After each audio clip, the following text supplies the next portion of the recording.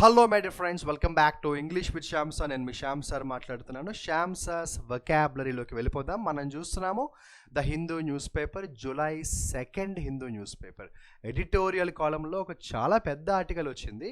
Frankly speaking, this is a beautiful article. IR అంటాం కదా, international రిలేషన్స్కు సంబంధించిన ఒక ఎక్సలెంట్ ఆర్టికల్ వచ్చింది. నాకు నిజంగా ఈ ఆర్టికల్ చదువుతున్నప్పుడైతే I felt like I really wanted to explain this article and teach you the article, కానీ అంత టైం లేదు. సో ఈ ఆర్టికల్ కంటెంట్ పక్కన పెట్టి మన ఫోకస్ మొత్తం వొకాబులరీ మీద పెడదాము. ఇక ఈ వీడియో ఫస్ట్ టైం చూసిన వాళ్ళు ఏం చేయాలో తెలుసు కదా, రన్నింగ్ నోట్స్ రాసుకుంటూ వీడియో చూడండి. ఎందుకంటే వీడియో చూడడం ఇంపార్టెంట్ కాదు, ఈ వీడియోలో నేను ఎక్స్ప్లెయిన్ చేయబోయే వొకాబులరీ వర్డ్స్, వాటి మీనింగ్స్ రాసుకోవడం ఇంపార్టెంట్. కాబట్టి please make sure you write the running notes. ఇక లేట్ చేయకుండా స్టార్ట్ చేద్దాం. అండ్ ఇది నేను చెప్పినట్టు July 2 Hindu newspaper editorial ఆర్టికల్లో చాలా పెద్ద ఆర్టికల్ వచ్చింది. సో ఏ ట్రయాంగులర్ డైనమిక్ అనే పేరుతో ఆర్టికల్ అయితే మీకు కనిపిస్తుంది. ఇందులో స్టార్టింగ్లోనే ఒక వొకాబులరీ వచ్చింది, ఏంటంటే ఇంటర్ప్లే. సో ఇంటర్ప్లే అంటే ఏంటంటే సింపుల్గా చెప్పాలంటే ఇంటర్చేంజ్ అని అనుకోండి. నేను నీకు ఫర్ ఎగ్జాంపుల్ ఒక బుక్ ఇస్తాను, నువ్వు నాకు ఒక ఒక పెన్సిల్, ఇవి సో కైండ్ ఆఫ్ ఇంటర్చేంజ్ అంటాం. సో ఇంటర్ప్లే అంటే ఇంటర్చేంజ్, ఇచ్చి పుచ్చుకోవడం అంటాము తెలుగులో. సో ఇంటర్ప్లే అంటే ఇంటర్చేంజ్ అని రాసుకోండి, ఇచ్చి పుచ్చుకోవడం అంటాము. Second vocabulary enduring. నాకు చాలా ఇష్టమైన వర్డ్స్లో ఇదొకటి. ఎండ్యూరింగ్ అంటే బలమైన, స్ట్రాంగ్. అంటే ఎన్ని ప్రాబ్లమ్స్ వచ్చినా కూడా తట్టుకోగలిగే శక్తిని ఏమంటామంటే ఎండ్యూరింగ్ అంటాం. సో ఎండ్యూరింగ్ అంటే రాసుకోండి వెరీ స్ట్రాంగ్. సస్టైనబుల్ అని కూడా అంటాం, బలమైన. ఇక తర్వాత థర్డ్ వొకాబులరీ చూడండి, డెలిబరేట్ అనే వర్డ్ వచ్చింది. డెలిబరేట్గా చేయాలి. మనం లైఫ్లో ఏ డెసిషన్ తీసుకున్నా డెలిబరేట్గా తీసుకోవాలి. మీరు ఎగ్జామ్స్కి ఎలా ప్రిపేర్ అవుతారు? డెలిబరేట్గా ప్రిపేర్ అవ్వాలి, అంటే చాలా కేర్ఫుల్గా అని అర్థం. సో డెలిబరేట్ అంటే వెరీ కేర్ఫుల్. అఫ్కోర్స్ ఇంకొక మీనింగ్ కూడా వస్తుంది, ఏంటంటే కావాలని, ఉద్దేశపూర్వకంగా, intentionally. That is also there, this is also there. So deliberately అంటే కేర్ఫుల్ అని రాసుకోండి. ఇది ఒక బ్యూటిఫుల్ వర్డ్ అమ్మా, ఓవర్ట్యూర్. OVERTURE. ఏంటి? OVERTURE, ఓవర్ట్యూర్ అన్నారు. ఓవర్ట్యూర్ అంటే బిగినింగ్ అని రాయండి, మొదలు పెట్టడం. ఇంట్రొడక్షన్ అని రాయండి. ఓవర్ట్యూర్ అంటే ఏం రాస్తారంటే ఇంట్రొడక్షన్, మొదలు పెట్టడం అని రాయండి.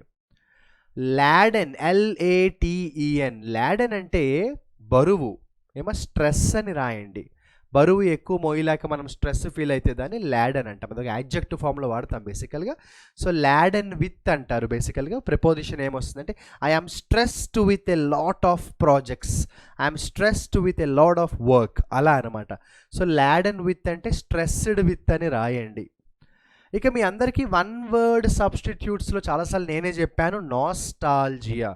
నాస్టాల్జియా అంటే ఎమోషనల్ అయిపోవడం, గతం గుర్తొచ్చి ఎమోషనల్ అవ్వడం. చాలా కాలం తర్వాత నేను నా స్కూల్ ఫ్రెండ్స్ని కలిసాను అనుకోండి, ఒక రకమైన నాస్టాల్జియాకి గురవుతాం కదా. సో దాన్నే నాస్టాల్జియా అంటాం. సో ఎమోషనల్ అబౌట్ మెమరీస్, గత జ్ఞాపకాలు గుర్తొచ్చి ఎమోషనల్ అవ్వడాన్ని నాస్టాల్జియా అంటాం. సో నాస్టాల్జియా అంటే ఏం రాసుకుంటారు? Getting emotional about past memories. ఇక రిసరెక్ట్, RESURRECTS. ఇది వన్ వర్డ్ సబ్స్టిట్యూట్స్లో వస్తుంది. రీ అంటే మళ్ళీ. సో రిసరెక్ట్ అంటే రీస్టార్ట్, మళ్ళీ మొదలు పెట్టడం. అంటే లేదంటే మనం ఏదైనా రీస్టోర్ అవ్వడం, పోగొట్టుకున్న దాన్ని మళ్ళీ తిరిగి సంపాదించడం, ఆగిపోయిన దాన్ని మళ్ళీ మొదలు పెట్టడం, రీస్టార్ట్. ఓకేనా? సో రిసరెక్ట్ అంటే రాసుకోండి రీస్టార్ట్, లేదా రీస్టోర్ అని కూడా రాయండి, రీస్టోర్. ఓకే, పోగొట్టుకున్న దాన్ని మళ్ళీ తెచ్చుకోవడం, రీస్టోర్. నాకు చాలా ఇష్టమైన వర్డ్స్లో ఇది ఒకటి, persistent. What is the meaning of the word persistent? అంటే కన్సిస్టెంట్గా. మనం ప్రిపరేషన్ అనేది పెర్సిస్టెంట్గా చేయాలి, అంటే కన్సిస్టెంట్గా చేయాలి. సో పెర్సిస్టెంట్ అంటే ఏంటంటే కంటిన్యూస్, కన్సిస్టెంట్ అని రాయండి. ఇక డినయల్, DENIAL. డినయల్ అనేది నౌన్ ఫామ్, వెర్బ్ ఫామ్ ఏంటంటే డినై. అతను చెప్పిన దాంతో నేను ఒప్పుకోను, ఖండిస్తాను. I deny his statement. So సింపుల్గా చెప్పాలంటే డినయల్ అంటే ఒప్పుకోకపోవడం, డిసెగ్రిమెంట్. కాంట్రడిక్షన్ అని కూడా రాయొచ్చు. డినై చేయడం అంటే ఖండించడం, ఒప్పుకోకపోవడం, అపోజ్ చేయడం. సో మీరు ఏం రాసుకుంటారో మీ ఇష్టం. ఓకేనా? సో డినయల్ అంటే ఒప్పుకోకపోవడం అని రాయండి, డిస్అగ్రిమెంట్ అని రాయండి. నేను నిన్న కూడా చెప్పాను, సీజ్ ఫైర్ రోజు వస్తూనే ఉంటుంది. ఎందుకంటే ప్రపంచంలో ఏవో ఒక 2-3 దేశాలు ఎప్పుడూ గొడవ పెట్టుకుంటూ ఉంటాయి కాబట్టి గొడవ ఆపడానికి ఎవరో ఒకరు ట్రై చేయాలి కాబట్టి సీజ్ ఫైర్. సీజ్ ఫైర్ అంటే ఏం చెప్పాను? గొడవను ఆపడం, స్టాప్ ద వార్. ఇక తర్వాత బ్యూటిఫుల్ వర్డ్ ఒకటి వచ్చింది, రివర్ట్. REVERT, revert. రివర్ట్ అంటే రిటర్న్. రివర్ట్ అంటే రిటర్న్. ఫర్ ఎగ్జాంపుల్, నా ఫ్రెండ్ నాకు కాల్ చేశాడు, నేను వాడికి మెసేజ్ పెట్టాను, ఒరే క్లాస్లో ఉన్నాను రా, సెషన్లో ఉన్నాను, I will revert in the evening, I will return in the evening, లేదా రిప్లై. రివర్ట్ అంటే get back, I will get back in the evening అంట కదా. రివర్ట్ అంటే గెట్ బ్యాక్. ఏంటి జనరల్ వొకాబులరీయే వస్తున్నాయి, ఇడియమ్స్ రావట్లేదేంటి అనుకునే లోపల బ్యూటిఫుల్ ఇడియం ఒకటి వచ్చింది. ఏంటంటే క్యాస్ట్ ఏ షాడో.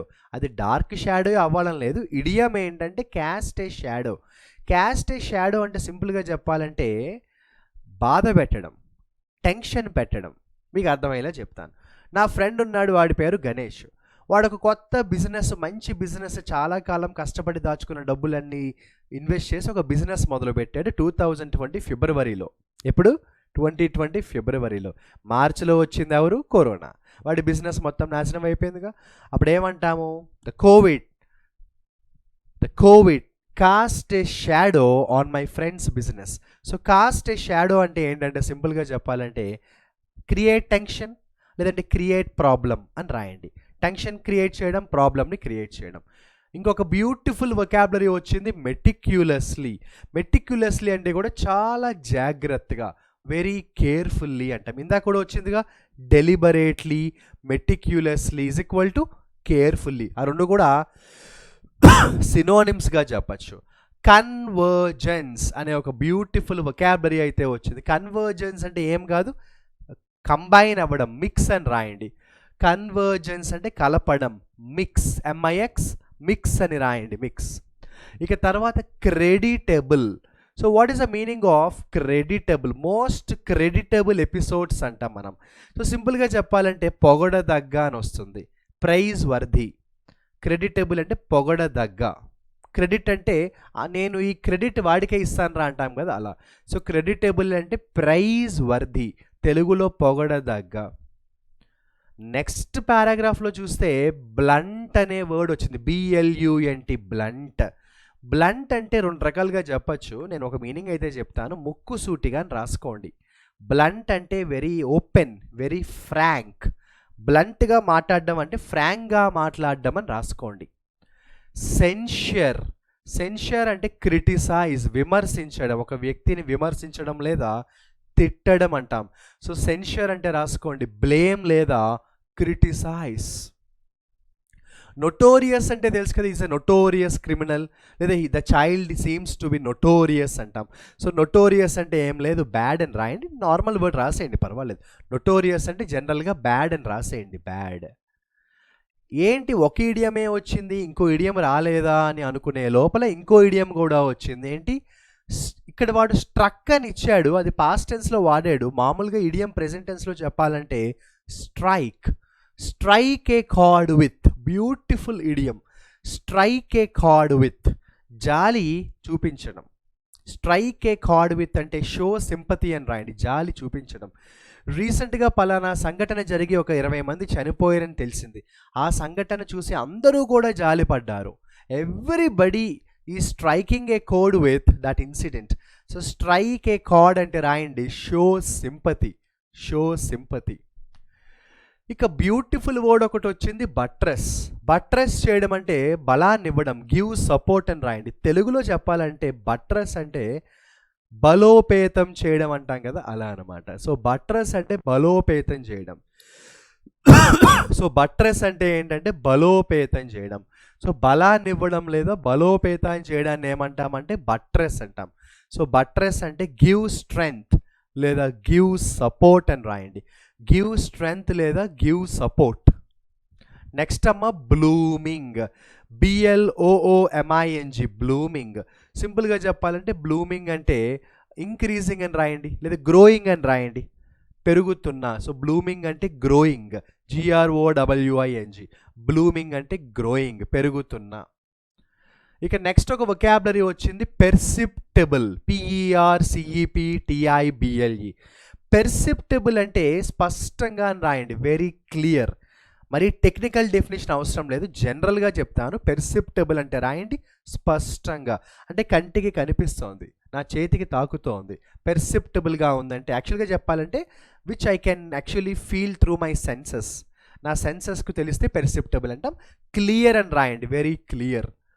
పైవోట్ అంటే ముఖ్యమైన, అసలైన అంటాం మనం. Pivot vocabulary is pivotal to our life అంటాం, టు అవర్ కెరియర్ అంటాం అలా. సో పైవోట్ అంటే ముఖ్యమైన, the central point, the main point. Pivot అంటే the central point, the main point అంటాం మనం. ఓకేనా? ఇక తర్వాత ఆస్టెన్సిబ్లీ అన్నారు, బ్యూటిఫుల్ వొకాబులరీ వచ్చింది. అసలు నిజం చెప్పన, ఈ ఆర్టికలే చాలా పెద్దది, ఈ ఆర్టికల్లో వొకాబులరీ చాలా ఉన్నాయి. నేను అందులో జస్ట్ ఒక 20-30% వర్డ్స్ని మాత్రమే సెలెక్ట్ చేశాను. ఇంకా మొత్తం సెలెక్ట్ చేయాలంటే I think there will be definitely not less than 75 words. ఈ ఆర్టికల్లో ఖచ్చితంగా 75 కంటే తక్కువ వర్డ్స్ అయితే ఉండవు, అన్ని వొకాబులరీ ఉన్నాయి. మీరు కావాలంటే చదవండి, జూలై 2 హిందూ పేపరు ఎడిటోరియల్ కాలంలో పెద్ద ఆర్టికల్ అన్నమాట, ఆర్టికల్ నెంబర్ 3. ఓకేనా? సరే. సో ఆస్టెన్సిబ్లీ అంటే ఏంటంటే అది ఉంది అని అందరూ అంటున్నారు, కానీ ఉండొచ్చు ఉండకపోవచ్చు. అర్థం కాలేదు సార్ అంటారా? సరే. ఆస్టెన్సిబ్లీ అంటే ఎపియర్ టు బి, అలా అనిపిస్తోంది అంటాం మనం. సో ఆస్టెన్సిబ్లీ అంటే ఏం రాస్తారు మీరు అంటే అలా ఉంది అని అనిపిస్తోంది అని రాయాలి, అంటే appear to be, appear to be. For example, వర్షం పడేలాగా ఉంది అన్నాడు ఫ్రెండ్, అంటే వర్షం పడచ్చు పడకపోవచ్చు, కానీ పడేలాగా ఉంది. ఆకాశం చూస్తుంటే మేఘాలతో నిండిపోయింది, మొబ్బేసింది, వర్షం పడేలాగా ఉంది. దాన్ని ఏమంటామంటే ఆస్టెన్సిబుల్ అంటాం, అంటే ఎపియర్ టు బి. అది అవ్వచ్చు అవ్వకపోవచ్చు, బట్ ఛాన్సెస్ అయితే ఉన్నాయి. ఎపియర్ టు బి అంటాం. ఏమంటాం? ఎపియర్ టు బి అంటాం. ఏమంటాం? ఎపియర్ టు బి అంటాం. నెక్స్ట్ వొకాబులరీ చూడండి, రీకాలిబ్రేషన్. ఏమీ లేదమ్మా, క్యాలిబ్రేషన్ అంటే అడ్జస్ట్ చేయడం, దేన్నైనా అడ్జస్ట్ చేయడం. రీకాలిబ్రేషన్ అంటే మళ్ళీ అడ్జస్ట్ చేయడం.